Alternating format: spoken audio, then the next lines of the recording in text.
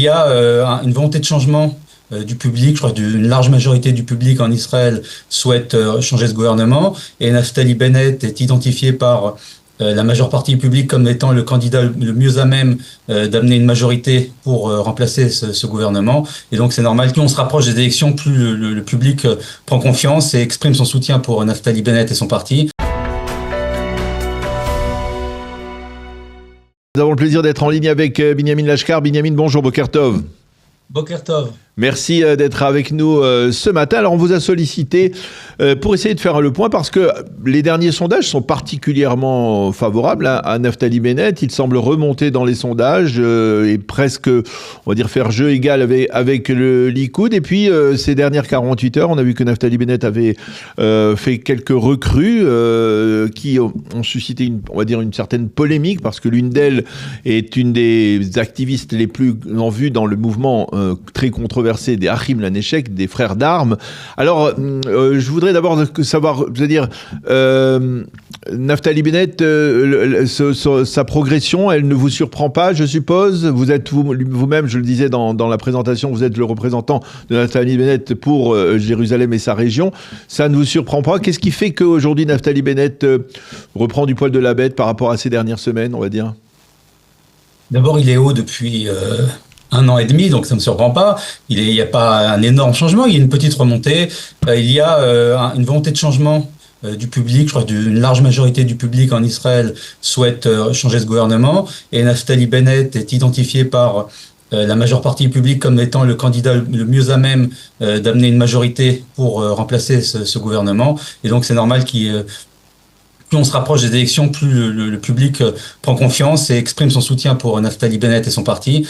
Et je pense que ça va aller en s'amplifiant.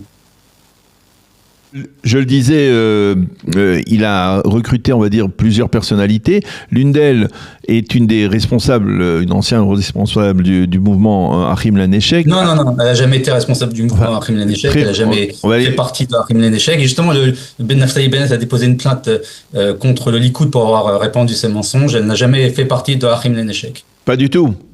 Ce qui s'est passé, c'est qu'après le 7 octobre, quand le gouvernement s'est effondré, qu'il n'y a eu aucun service et qu'il a disparu pendant des semaines, Achim Laneshek avait organisé, vous vous en rappelez, tout le monde s'en rappelle, des aides pour le public, excusez-moi, je tout en hébreu, mais de enfin bref, de nourriture à distribuer, d'aide pour les soldats, etc. Même moi, j'ai fait partie de ça à Jérusalem, et elle a fait partie, elle a aidé, comme des milliers et des milliers d'autres personnes. Et tout ce qu'elle a fait, elle n'a jamais fait partie de ce mouvement spécifiquement.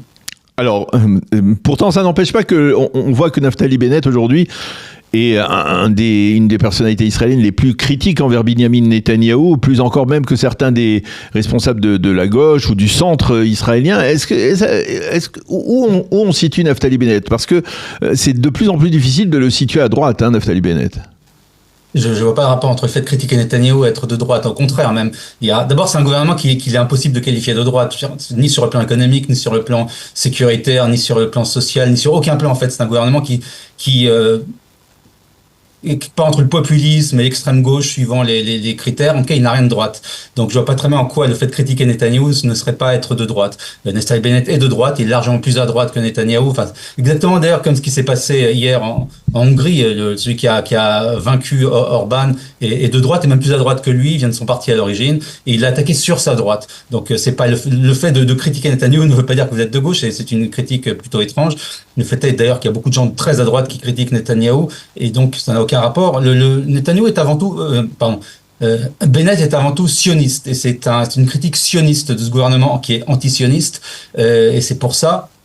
C'est difficile de dire que ce gouvernement est antisioniste. Un gouvernement antisioniste, un gouvernement dont la principale priorité depuis 3 ans, c'est donner de l'argent aux ultra-orthodoxes qui ne travaillent pas et qui préfèrent mourir que de servir, comme ils le disent eux-mêmes. C'est un gouvernement antisioniste par définition. Quand on est en guerre et qu'on fait tout pour empêcher les ultra-orthodoxes d'aller à l'armée, alors que l'armée dit elle-même que si on ne recrute pas des soldats très vite, elle va s'effondrer, et qu'est-ce que fait le gouvernement? Il donne des milliards aux Haredim pour qu'ils n'aillent pas à l'armée. Enfin, c'est par définition de l'antisionisme. Alors d'une certaine manière, le grand débat aujourd'hui dans le camp de Naftali Bennett, c'est de savoir est-ce que il s'alliera avec Gadi Eisenkot. En fait, Gadi Eisenkot lui dit moi je serai tête de liste de mon parti. Si Naftali Bennett veut venir, eh bien très bien. Et Naftali Bennett dit nous on voudrait bien avoir Gadi Eisenkot, mais derrière Naftali Bennett, cette guerre d'ego, elle risque pas de coûter, on va dire peut-être même la victoire au camp de l'opposition actuelle?